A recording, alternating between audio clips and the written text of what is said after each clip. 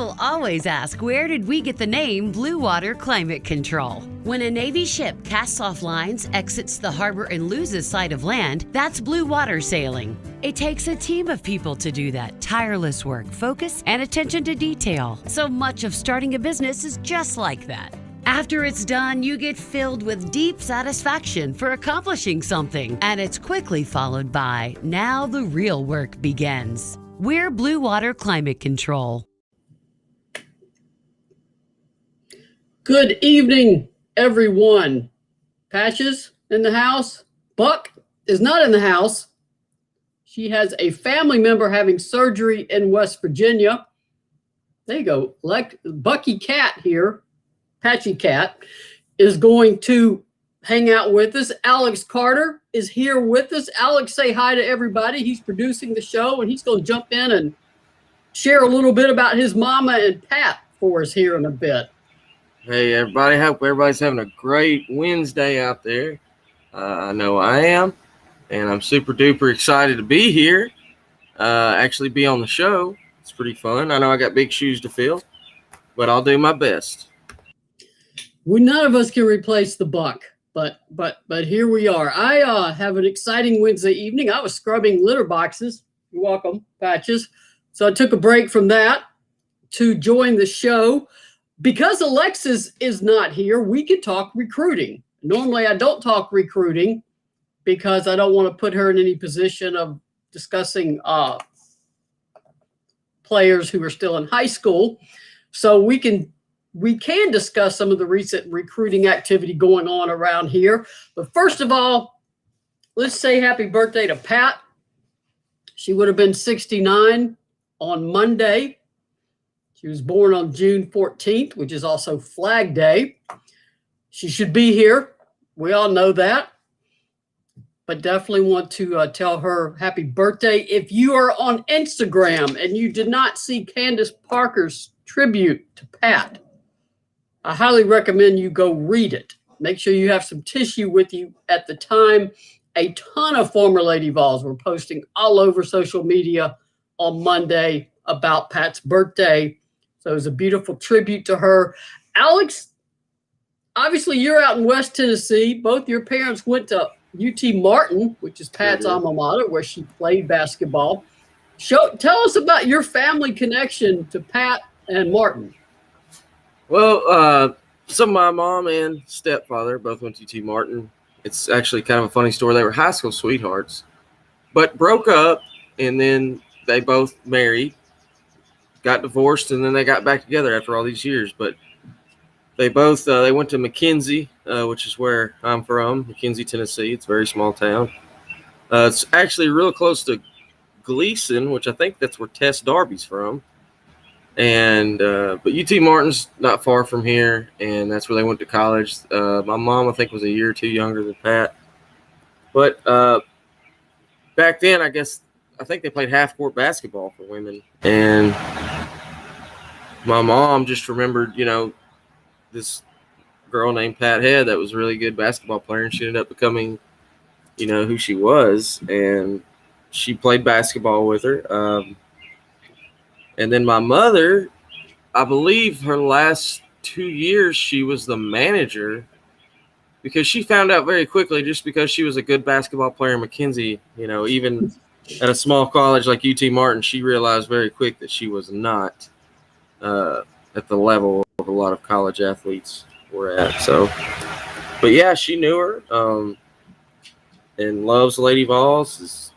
I think I've said this before, but my first college anything was a Lady Vols basketball game back in 98. I think. No, 95. Yeah. Wow, you got here for the three-peat. I did. Getting underway, 96, 97, 98. That was good timing by you. I was born in 90, so yeah. I don't remember a lot about that game I went to. I think we were playing Vanderbilt. I think it was at Memorial Gym. But yeah, you would have been, 5? Yeah, I was 5. Okay. take a little sip of water and think about that. Everybody's rolling in saying hello or meow, depending on if Patches is in the view. Graham Morgan went to UT Martin. Good for you, Graham. There's Pat connections all over the place. This also is the month, obviously, of Pat's death. Coming up on 5 years of that. That seems hard to believe. June 28th, 2016. If you want to have the special commemorative shirt that Orange Mountain Designs put up that was in honor of Pat's birthday, you have the June box of the month and also the shirt of a legacy to remember with the Forget-Me-Not and basketball in the center. I've had some people say the shirt is particularly high quality. I've seen some posts on social media. So if you're looking for a special shirt to get, that would be great. OrangeMountainDesigns.com. The physical store in Alcoa, Terry announced this week, would not open until late October. Obviously, it's time to basketball season, getting ready to get in full swing, but she's still open by appointment. Only if you want to physically shop in the store, you go to the website and make contact with her there. Also want to shout out Alexis Hornbuckle basketball. She's tutoring here in Knoxville and North Carolina. You can go to her website, find out how, when, where. Also, Just Pass It and the Gold Standard Fitness and Sports Performance Training. I can't believe I got Just Pass It right without having to see the thing. And that is obviously Jamel Johnson, her place. So those are our sponsors. And of course, Blue Water Climate Control. You saw the video as we got started before this began. Tommy Grimmett, or if I say it incorrectly, just put the pronunciation in there for me. We really miss her. Yes, we do. Very, very much. It's hard to, it feels, 5 years seems like so long ago and then seems like yesterday. Yeah. Speaking of UT Martin, or Martin, as the case were, Martin, Tennessee, because Alexis is not here, I can do some recruiting talk and actually say specific names for you guys. Jada Harrison, she's in the class of 2023. She's a guard from Martin, Tennessee. She was on campus this weekend to take a visit. As y'all know, visits finally were allowed again after almost 14 months. They shut down in mid-March 2020, and teams were finally allowed and players to visit schools in person if they want to, or coaches can also go out on the road and see them in July, which will be very, very handy for coaches to actually see players playing in competitive games. So Jada Harrison, obviously Tennessee native, in here taking a look around. She's in the class of 2023. Ashlyn Shade, a guard out of Noblesville, Indiana, also was in town this weekend. She's in the class of 2023. Those are two very excellent guards in that class. Corey Allen is another one in the class of 2023. She's I'm sure she's been on campus at some point. I don't think she's been here recently. She could not have come in the last year, of course, unless she got a ticket to a game. She's also a Tennessee native. And then today, for those of you who follow me on Twitter, you would have seen that Ziana Walker, she is a guard from Wichita, Kansas. She also was on campus today, but that was a lone visit by herself. She is a 2022, which of course right now has the coach's attention a little bit more. Not a little bit more, but 2022s are really good because they can sign in November after they commit to whatever school they decide to go to. She's being recruited by a lot of schools across the country. She plays for an excellent team in Wichita, Kansas. And again, that's Ziana Walker, 2022. Now, a lot of people have asked me, when are a bunch of recruits going to be on in different classes? Before I get to that, Beth, how many 22s are we looking to take? Right now, I would say 2 to 3. But every recruiting class is going to have a but with it because of the transfer portal. At this point, you just expect transfers. I'm not saying I expect any one particular individual on this current team to transfer, but I also say you don't be surprised in March and April if someone does transfer, only because it's become so common. So you have to look at the coaches have to look at what number they would take, assuming the roster stays intact, and then consider the number that it could be if there is indication that there would be roster movement. So it's never an easy number to nail down. Obviously, Justine Passat, y'all know that 6'4" shooting guard, can play the 3 and the 4. She's been committed a while, has she not? Yeah, she committed, I want to say last fall.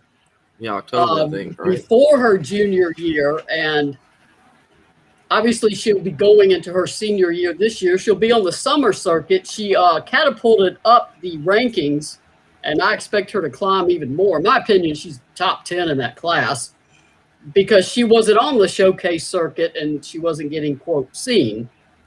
And now she's on a different team, and it was seen in April. She had been, other teams had wanted her, but she had stayed loyal to the Sure Shots in New Jersey.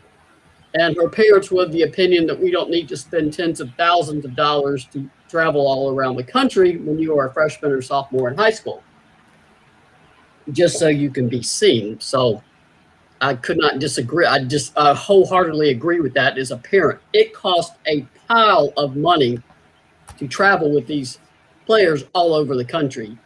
Your teams have to pay entry fees. You've got to pay hotel, travel costs, food. It is a lot of money.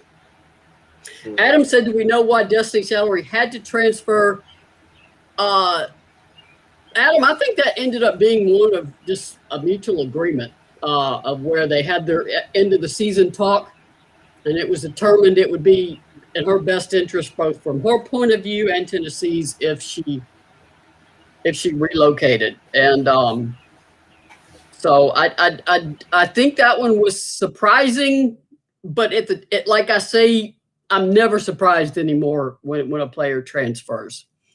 It seems like she's happy with her decision, and Tennessee, obviously, what you do is you line up with who you've got and move on, and that is, of course, what the Lady Vols have done. I wouldn't cast it as a had to transfer. I think it ended up being she ends up transferring. I don't think it was a matter of you're gone, goodbye. I like I said, when you get in these end of the season meetings, you never know which way they're going to go. You may go in thinking a player is going to say this and this, and then they say something else. Or the player may think the coach is going to say this and this, and they say something else. Since none of us are in there, I never want to speak for what happened in that meeting. And even if you ask somebody in there, you're going to get their point of view of it. But I think both sides ended up with the best result for what happened. Obviously, Destiny remains in the SEC, so we can still follow her, and I wish her well. I mean, I wish every young lady well as they pursue their basketball dreams. So, Beth, I saw that she said it wasn't her decision, and I think that the reality of it lies somewhere in the middle. I think later on she walked that back a little bit. I don't know. I don't like to ever engage in rumor or back and forth with essentially what is a teenager. Mm-hmm. I like I said, in these end of the year meetings, some things can get said on both sides that are unexpected on both sides. And sometimes things evolve in that meeting to a point that you did not realize it was going to get to. And then I think at the end of the day, as the quote goes, it worked out to what both sides felt was best. So, again, you get into a she said, he said, this said, they said, when you start asking what happened in a particular meeting. My dogs have behaved very badly. So I just always take with a grain of salt any reasons on either side for a transfer. I have found that the reasons are usually kind of multi-layered, and there's different reasons for it. And I agree. I don't get any hard feelings from the players on either side, for that matter. Right. There's a girl out of Ohio, and I tell you what, I've seen some video on her. Do you know anything about Chance Gray? I know she's out of Ohio, but I've heard that name, but I don't know that she's considering Tennessee. But okay. I could totally be thinking of someone else. And let me That one I can't remember. She's in 22. I may have seen a final list of schools she had, but I also could be thinking of someone else. And one thing that's really hard to drill down into recruiting is exactly, as you know this from men's football and basketball. What is a committable offer? I can look at a list of players that Tennessee is interested in, or that player has interest in Tennessee. Sure. That doesn't mean every player on that list has what you call a committable offer. Like, we will take you if you commit today. There could be, we will take you if this or this happens. So it's a bit like trying to read tea leaves, trying to figure out exactly who Tennessee has fully offered or who is fully interested in Tennessee. Also, if you have 2 or 3 open scholarships, you don't start duplicating players. Right. You know, you've got Justine Passat, a 6'4" shooter. You know, you always want to get some guards in the class, and then obviously some post depth. But when you look at 2022, there's not a lot of post in it, that class. And that may be one that you end up looking a transfer route, or, I mean, the transfer portal is in constant play now. It's literally a part of recruiting. Like it or hate it, it's here, and that's what it is. I mean, it was obviously a big weekend for recruiting in all sports. I see baseball players and football, women's basketball, men's basketball, softball. I mean, it was a big weekend on Knoxville, it looked like. Yeah, I agree. The football especially has had so many. I think they got a big commit this week. I think everyone on both sides, recruits and teams, are so thrilled that in-person recruiting can happen again.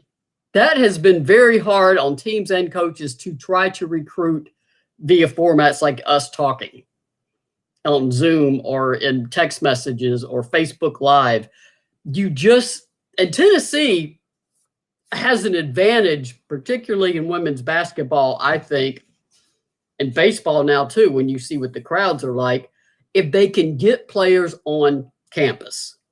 Once you see Tennessee and you see what the facilities are for the women, and you see the locker room and the court and the banners and the campus and all the new construction and the new dorms and the new West Dining Hall that's going up, I think it is very beneficial for Tennessee basketball to get players physically on campus, particularly when you have a relatively new head coach, and that Kelly's been head coach a long time at other schools, but she's only entering her 3rd season in Knoxville, and her first 2 seasons were both affected by COVID. One ended early, one started late.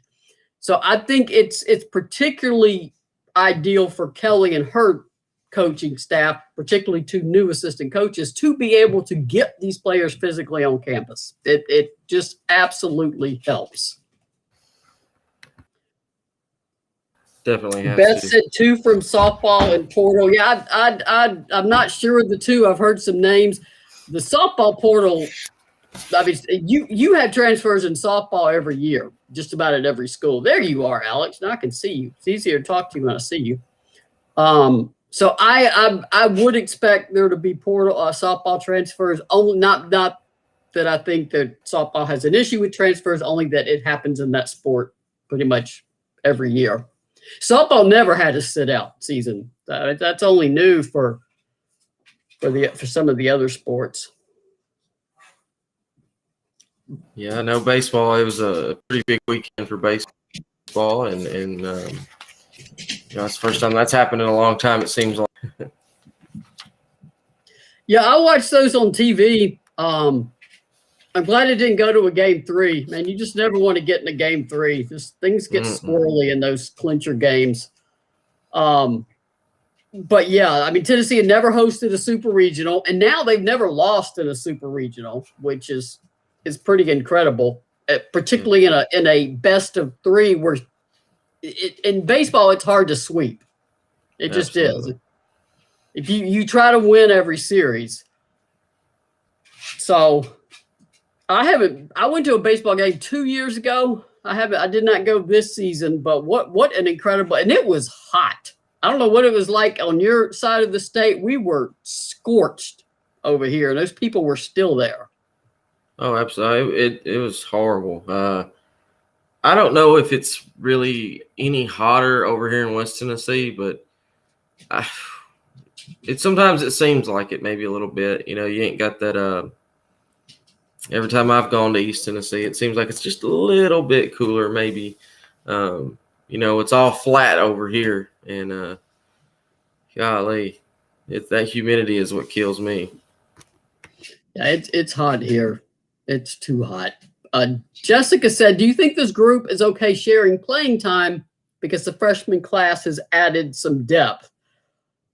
My answer to that would be they better be, because you got to earn your playing time. And Kelly has shown that she's willing to go deep in the bench too. So it's not like if you're earning playing time that you're going to get 30 seconds, 1 minute a game. She has shown that she will get players in the game.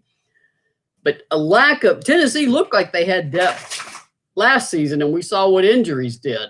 So I'd absolutely. And right now there's 14 on the roster, but 2 aren't cleared to take the court. Kean Green, Marta Suarez. I mean, I keep forgetting Marta Suarez. She had the foot surgery, of course. That's will take time for her to get back. Kean Green. It feels like it's been almost a year since she tore her ACL. That's just me losing track of COVID time. But in reality, she's at what, 5 months out of surgery? That's a 6 to 9 month rehab, with most players saying it's a full year before you really feel 100% recovered. A full year from her surgery will push into January. So while depth appears to be a strength right now, and it is a strength, I think Kelly's going to need all of them. And yes, these freshmen, I don't put pressure on freshmen. I never will. The physicality it takes to play at this level is something they've never experienced, and they won't experience it till they get in the game. They can mimic it a lot in practice with the upperclassmen and the male practice players, but the male practice players also are under strict orders. Do not hurt them. So it is you can make it as game-like as possible, but you do not understand the speed and the physicality of SEC basketball or Power 5 basketball until you get in the game. So I always pump the brakes on freshmen. Do I think these freshmen can contribute? And Alexis Dye, the grad transfer, absolutely. I don't have any doubt. How much? How many minutes? If you're Kelly, that's a good problem to have.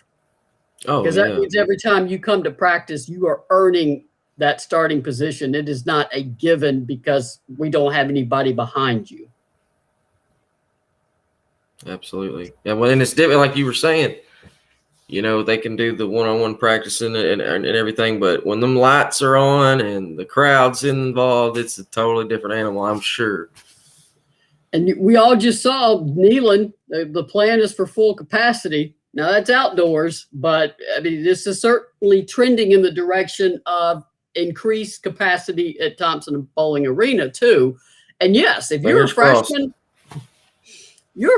running out on that court for the first time, you're going to have butterflies. You're going to be nervous. So I always tell people, let them have time to get adjusted. They got to get adjusted to the crowd, the noise. Then you got to go get adjusted to very strong women. You're no longer the best player on your high school team who are ready to put you on your butt, particularly as a freshman. And you're not going to get any calls either. You're going to get tossed around, held. There's just so much to adjust to as a freshman at this level. So I do think they can help. I think all 4 freshmen will be able to help. Yeah, just the physicality alone is probably a lot different. I will say the 2 guards, obviously 2 guards are freshmen, Brooklyn Miles, who, I always point this out, met Kelly for the first time when she moved in the dorm over Memorial Day weekend. That's the first time they met in person, which is how weird recruiting was in a pandemic. And then, of course, Kaya Wynn, who is from Nashville but played her last season at in Houston area for a family move. Those two freshmen are going to open some eyes. I have no doubt. I love that Brooklyn Miles is really 5'3". I mean, she filled out her form where they have to put up there as 5'3". So the recruiting services, I think, at 5'6", 5'7", 5'8", even. She's 5'3". But her whole life, she's been told, you're too small, you're too little, you can't. And so she's got that attitude of, you can't tell me I can't. I'm going to show you what I can. Kaya Wynn, I know y'all seen some of the videos, some of the photos that are on Lady Vol social media. She's got a college frame already. I'm not saying she's got college strength, but she's got college frame. And I think she's got a very high, she's got a feel for the game. And that's one of those things that you acquire. I don't think you can really teach that level of just understanding. Seeing, like Jordan Horston, very similar. She sees things on the court that a lot of people don't see. I think Kaya Wynn has that same mentality. She can see plays developing and knows where the ball needs to get to or where she needs to get to before the play actually occurs. And then Brooklyn Miles is fast. Those are the reports I'm getting. She can fly down that court. So I am excited about these freshmen, and I think Kelly is too. Something you mentioned earlier before we started talking about recruiting, you said that like Alexis, she can't talk about recruiting. I think you said something about it last show. Why is that? Is it because that she was a former player? Mm-hmm. Is it the same with all sports? Like Jason Swain, who does, his show, he can't talk recruiting and stuff like that. I don't listen to all those shows, but I tend to take the very do it by the book, don't ever get in that gray area. Alexis, as a former Lady Vol, and she is considered a representative for life, a booster sort of, as it were, but more there's for Lady Vol basketball. Right. So if I were to ask her about a certain recruit, that would be putting her in a position where she cannot advocate for any recruit to come to Tennessee. Now, what she's allowed to do, if I said, Alexis, why did you go to Tennessee? She can pitch all she wants about why she went. If a recruit were to contact Tennessee and say, I'd love to talk to Alexis or Candace or somebody, former Lady Vol, they can assist with the sharing of information. What Tennessee cannot do is say, hey, Candace, would you call so-and-so? Talk to her about recruiting. The school cannot initiate it. They are considered representatives of Lady Vol basketball. There are things like players, a recruit can talk to a player if they request a conversation with a player. If they visit campus and some of the former Lady Vols happen to be there or at a game, they could run into each other. They could say, hi, how you doing? You just can't sit down and have a recruiting pitch. So with Alexis, I don't want to start getting into specific recruit names and put her in the position of ever appearing like she is endorsing or advocating a particular recruit, because it could get her in that gray area. Sounds like a lot of red tape. It is. And I tend to just lean toward what is the most conservative approach I can take to make sure it doesn't run afoul of any NCAA rules, just to protect Alexis. I mean, nothing would come of it to me, but it puts Alexis in a bind. Oh, yeah. So I don't want to do that to her. I completely understand. Okay. See, I wasn't sure. I didn't know how that worked, but yeah, that makes sense. Renee Suter said, can they serve Wendy's? For those, that went back to an old Tennessee UConn thing where two former UConn players, when a recruit visited, they happened to be eating Wendy's in Gino's office, and people said it was a coincidence, but several people did not think it was. So that happened. Gosh, how long has that been now, guys? 10, 12 years, longer? I remember that. I don't even, yeah. So was it Wendy's is the joke. Just like McDonald's bags is a joke now. Sometimes, yeah. And don't forget about tacos. Did you ever, the Arian Foster taco incident? Oh, yeah. Oh my goodness. Jessica said it's going to be hard to choose that final starting lineup. I agree, Jessica, and it also could change. I mean, if I don't think Kelly stayed with one last year. I think there were modifications to it. Part of that also became an injury issue. So it is something that I'm sure the coaches will have figured out by November. Speaking of scheduling, this is the time of year where we look around at other teams' schedules to see if they're out yet. And the Salukis of SIU, Southern Illinois, they had a story that they will be opening their season against Tennessee. Did not have a specific date. That doesn't mean that's Tennessee's opener. Tennessee could have an opener before that, but we do know Southern Illinois University will be playing at Tennessee. Obviously, Stanford game, that was paused because of COVID. The Pac-12 teams were not playing out of region. They stayed on the West Coast.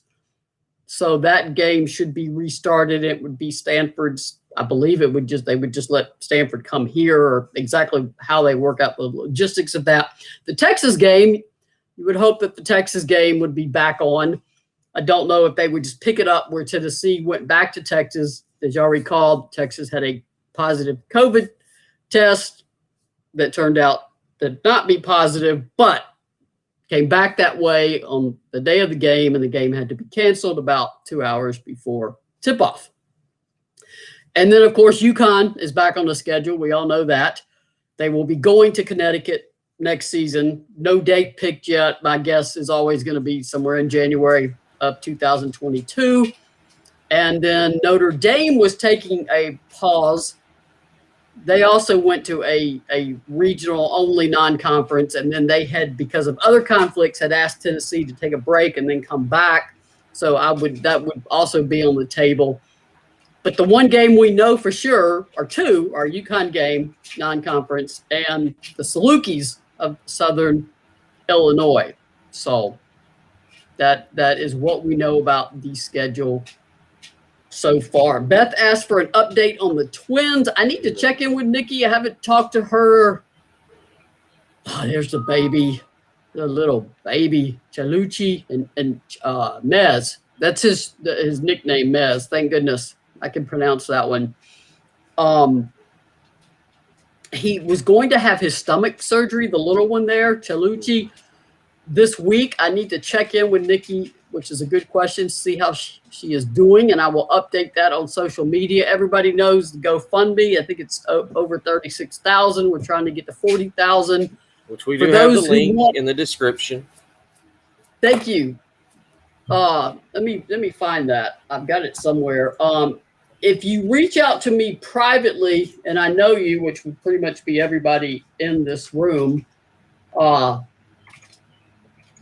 I will, if you would prefer to mail a check, let me know and I will get you the information to do so. I am just obviously not going to put that out on social media because no one should have their address on social media. I highly recommend you not ever do that.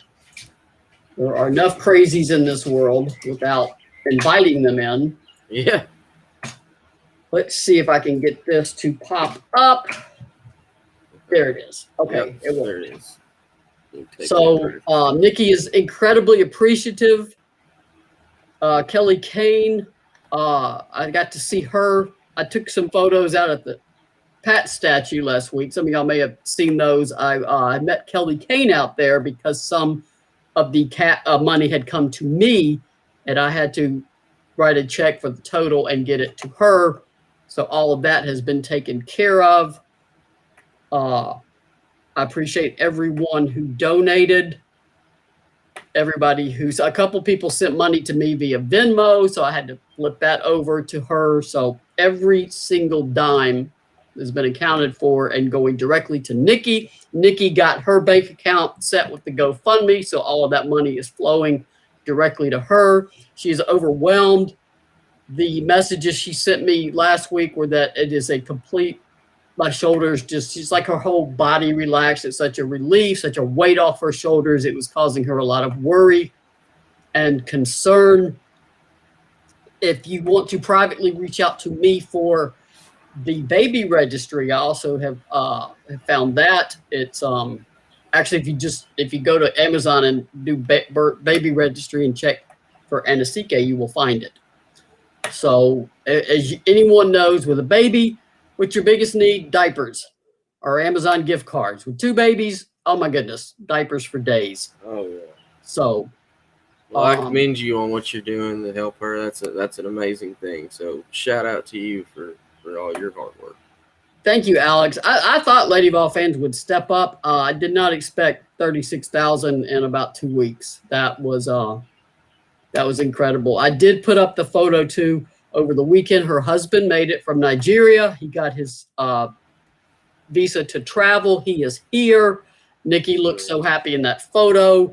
She has done a lot of this by herself. Obviously had help from former Lady Vols, especially Kelly Kane. But I know Shelly Sexton Collier, who knows, obviously Coach at Webb, knows Nikki well, played at Anderson County High School, where Nikki now coaches. I know she was helping out. A lot of former Lady Vols have stepped up behind the scenes to help Nikki, and she is incredibly appreciative of that. But Beth, I do need to get an update on the little one because I know he was having his surgery. Can't forget our sponsors, OrangeMountainDesigns.com. The store in Alcoa is closed. It's open by appointment only, but there will be a reopening in late October. This is Pat's birthday month, June 14th. She would have been 69 years old. June 28th will mark the 5th year of Pat leaving this earth. So if you want a special commemorative shirt, a legacy to remember, Pat Summit. Also, Alexis Hornbuckle basketball, performance training. Jamel Johnson and her group doing all the stuff to get you ready for fitness and sports performance. She's obviously a soccer player. It's not just for soccer. And just pass it. Can't get in college if you don't pass your coursework. That's one thing I will also give Kelly a lot of credit for. She is looking at players' academics closely. That doesn't mean you have to be an academic all-star to play basketball, but it does mean you need to be applying yourself in the classroom. So that matters to Kelly. She said the people who tend to succeed in the classroom also do so on the court. That doesn't mean you've got to be a straight A student, but it does mean if you're capable of making B's, you're not making C's. And if you're capable of making A's, you're not making B's. So it all ties in together. Alex, how'd you do in school? What kind of school were you? Well, let's see here. I guess we can be. I did okay. I wasn't top 10. I did go to college. Hey. I did go to the University of Tennessee. However, after one semester, my priorities were not in the right place. I enjoyed going to football games more than class, and just I had a lot of fun. And I wasn't mature enough, I guess, for a big school like UT, so ended up going to Bethel University here in Little McKenzie. But I wasn't a terrible student. Like I said, just probably wasn't ready for big UT. But how about you? How were you as a student? I did really well, actually. I was a biology and chemistry major. I was about 4 classes short and switched to journalism. So it took me a while to get out because I worked my way through it. But I was a very average athlete, but a very good student. I hear that. I played football 4 years in high school because, well, my father was a football coach. So, but I wasn't very good. But because Dad was the coach, he kind of had to play. Yeah, you didn't have much choice there. Definitely not. Kimberly asked, do we have any more recruits coming this week? Kimberly, I'm working on that, trying to determine it. I have to hunt down various places to find out exactly what's going on. Well, here's what I do know. Tennessee will have a million dates. I mean, I'm lucky to ever even know what today is. Tennessee has a June 27th has what they call Lady Vol Experience Camp. And it's high school kids, and it's sold out. It's not just for recruits. It is for high school students, high school basketball players who want to get a full day of Lady Vol experience, which is, of course, drills, and the players are there, and campus tour, Pratt and weight rooms and locker room and Thompson bowling and all of that. So that particular day is when I would expect quite a few 2022s, 23s, and 24s. So this weekend is going to be the weekend before that. So if you were coming to an experience camp, there's probably no reason that you would be here this weekend. You would just wait the following weekend. And then, of course, it's the fourth holiday, and then boom, showcase events are going. So July gets kind of crazy. That doesn't mean nobody will pop in. Like Tennessee had that visitor today. And Ziana Walker, she was here today. Doesn't mean you can't come in during the week. I try to keep up as best I can. Tennessee is getting involved early with 23s, 24s, 25s. Of course, 2022 is a focus now since they signed in November. And as y'all know who follow me or the assistant coaches on social media or Lady Vol recruits on social media, there are players being offered and interest all over the place. It's a lot to track, and it's fun to track. The early word I heard after the April showcase events, and this was, of course, before recruiting was opened up, the coaches could only watch live streams. They could not be there, was that Tennessee was getting a lot of chatter from a lot of recruits in terms of as a destination school. And that is despite the fact, Tennessee lost in the second round of the NCAA tournament. And that is in spite of that fact. Tennessee did not get further than that. So there seems to be a lot of excitement about what Kelly is doing, about who she hired, and Samantha Williams, and then obviously Joy McCorvey coming in right behind her. So Tennessee is at least top of mind with a lot of recruits right now. Does that mean you get them all? Of course not. You don't have room for all of them. Does that mean you don't miss on some of the top ones? Of course not. But does that mean you are getting into the lives and heads and thoughts of a lot of the talented players in those classes? Absolutely.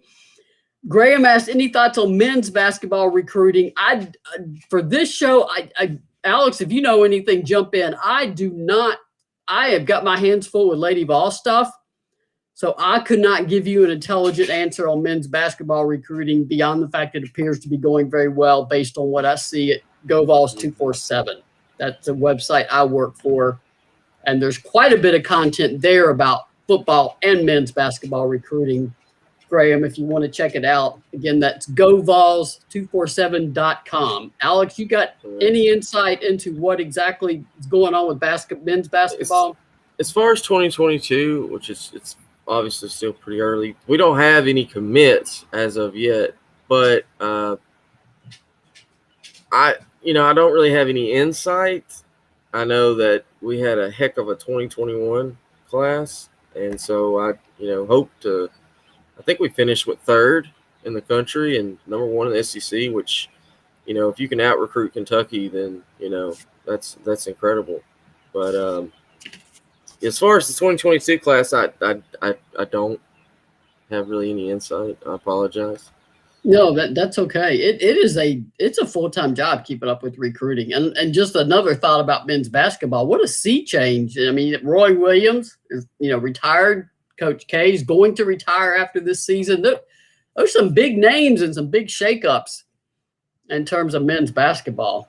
Oh, yeah, two legends, and especially, I'm not taking anything away from Roy Williams, but, Coach K, I mean, what a career he's had, not just for Duke, but all those men's basketballs, I mean, the USA basketball teams, the Olympics, and just definitely. I still have the Sports Illustrated that has him and Pat on it. for the sports. Oh yeah, they're sportswoman and sportsman of the year in 2012. Right. Yeah. Kimberly said if we offered Tatum Green 2024 trying out for the USA team, I know Tennessee is obviously looking at her. As far as offers, I swear that word is like the most loaded word ever. I never know what is a fully committable offer. And if a kid says offered by, you assume they're offered by. But if you were to start counting up offers, and I've said this about football, since you can only take 25 a class, you can see something like 35 offers. And so some of those are going to fall off, or some aren't committable, or some end up being changed. I always take with a grain of salt any offer until I hear committed, and the student is actually saying, yes, I'm going to commit, I'm going to sign on this date, that kind of thing. So it is really hard for me to actually determine what is a full-on offer we will take you right now this second. So Kimberly said, wish we could get a women's alumni game like the men have coming up. It's a great idea. That would be a lot of fun. So Kimberly, we're going to put you in charge of it. No, I'm kidding. I'm sure Alexis could get that done because, I think it was Bobby Mays who's getting the men's on it together, I believe.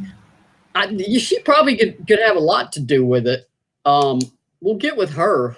They're working on getting that bar open, which I know they were talking about Monday night. Oh, I saw a video of it today. Catfish FaceTimed me and showed me that. They have a in-ground or underground parking garage. Yeah, there's a downstairs area, and they're going to put the studios in there or something. I didn't know they had like a parking facility over there. They sure do. And wow. One of the things I had heard was during like football season and I think basketball too, which, during football season, the parking and the traffic is an absolute nightmare. They're going to have a shuttle where they're going to shuttle people from the restaurant to the game and then pick them up after the game, bring them back to the restaurant. Now that is service. That is service right there. You avoid the parking costs. You let somebody else deal with the traffic, and you get a ride back to the bar. That sounds like a great job for Catfish to do. Give them a little chauffeur's hat and let them go. Yeah, get them a little speaker on the top. Too. Make it they need to get a big orange double-decker bus. I love it. I can just see that thing going down Kingston Pike to Sequoia on those, 10-foot wide lanes. Kimberly said, have you heard how Ashland's visit went? I think it went very well. Like I said, is when you can get these players onto Tennessee's campus and they see it, and they see these facilities, it is eye-opening. It really is. I've never heard, a couple times over the years, you've heard a visit didn't go well. Maybe a parent really wanted to do it and the kid didn't want to be there. I think when the kids get here, these visits go well because they see all of it. They see what they've seen on TV, and then they see that locker room. I can't even begin to describe that locker room. I'm sure some of y'all have seen videos. It is one of the most stunning college basketball locker rooms I've ever seen. Mm-hmm. As far as I did want to use a familiar term that our old timers will know, and I know we're about to run out of time, but corn-fed chicks. Y'all remember that team, the 1987 team? Yeah, you're laughing, Alex. You weren't even thought of at that point. You weren't even born yet. You were 3 years from being born. But do you know what corn-fed chick? You know what that refers to in Tennessee? You may have to tell me. The 1987 team that won the national title, they were big, they were strong, they were physical, and the opposing team called them those corn-fed chicks from Tennessee. And it has stuck for years. And like I said, I'm not putting pressure on freshmen, but these two freshmen, forwards out of Alabama, Sarah Puckett and Caroline Strickland, just gauging on the photos and the video that I've seen put up on social media, because right now, obviously, media is not allowed on campus, live interviews, any of that. We are not physically over there, cannot see anything. They look like corn-fed chicks, and that is a compliment before anybody gets upset with me. That is a compliment. They are big. I mean, they're broad. Their shoulders are broad. I know they need time to develop. They got to get into college physicality conditioning and strength conditioning, but their frames are, I'm like, man, they remind me of the corn-fed chicks. I would imagine you get them in the paint, you are not going to dislodge them. You are, a lot of freshmen, man, you give them a lower shoulder, give them a good hit, they go tumbling away. I think you're going to hit a brick wall when you hit these two. And like I said, this is a compliment. I think they are going to be able to hold their own for however many minutes they get in the paint. Kathy said Kaya Wynn looks good too. Yes, Kathy, you may have joined us a little bit later. Kaya, I've said she's got a college-ready frame. That doesn't mean she's, going to be 35 minutes a game, run up and down the court, ready for that kind of pace and physicality. But she certainly has the potential to play a lot as a freshman. She also has an excellent frame. Brooklyn, I love the fact that she's got attitude, and I'm going to show you attitude. And then Alexis Dye, just an experienced kid, another physical kid, not even a kid. I mean, she's a college graduate and somebody who's mature, who knows the college game. I think we're going to see evidence of exactly the type of player and the type of person on and off the court and understanding of basketball that Kelly has in mind when she talks about that blueprint. I think we're going to see that this season. Do they all need time to adjust? Yes. I'm not claiming SEC championships in a year. I think there will be elevated steps up. And I think there will be a team that fans will be excited about to watch. They should be a lot of fun to watch. And hopefully everybody can be in their seats at Thompson Bowling and get back to the atmosphere that everyone knows and loves. I miss the band. That's what I miss the most at basketball games, was no band. Oh, I agree. Absolutely. And, even at the football games, speaking of that, the one thing I cannot stand is how they mic the Pride now. Oh, I hate it because it just has that echo and then it just throws off. I don't understand why they need to mic the band, but anyway, that's probably something we talk about another time. Yeah, they had to do it at basketball via the PA system, and I mean it's just not the same. It's just no. I need that band. I like them standing up and timeout called and up they go and away. The tuba guys in the back, swaying back and everything about the band. I just love that atmosphere. Renee said, "I'm just excited to get to come to a game again." Yes, it was. I attended all the home games as media. We were all spaced out, well off the floor. It was just weird. I appreciate everything Tennessee did to make it safe and a viable season.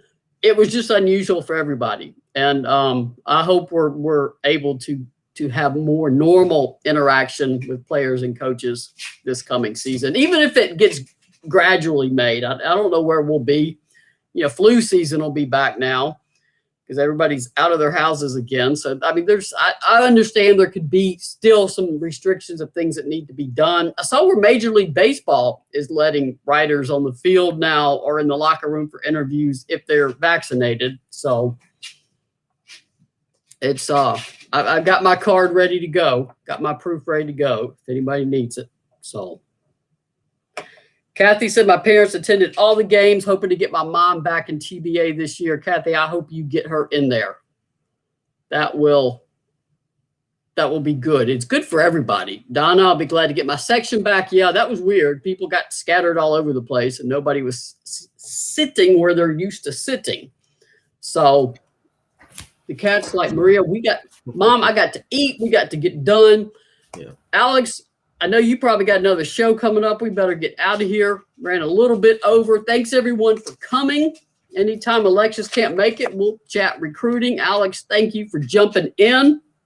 It was an absolute pleasure. I appreciate you letting me do it. You don't have to put up all the logos. OrangeMountainDesigns.com, Blue Water Climate Control. Just pass it.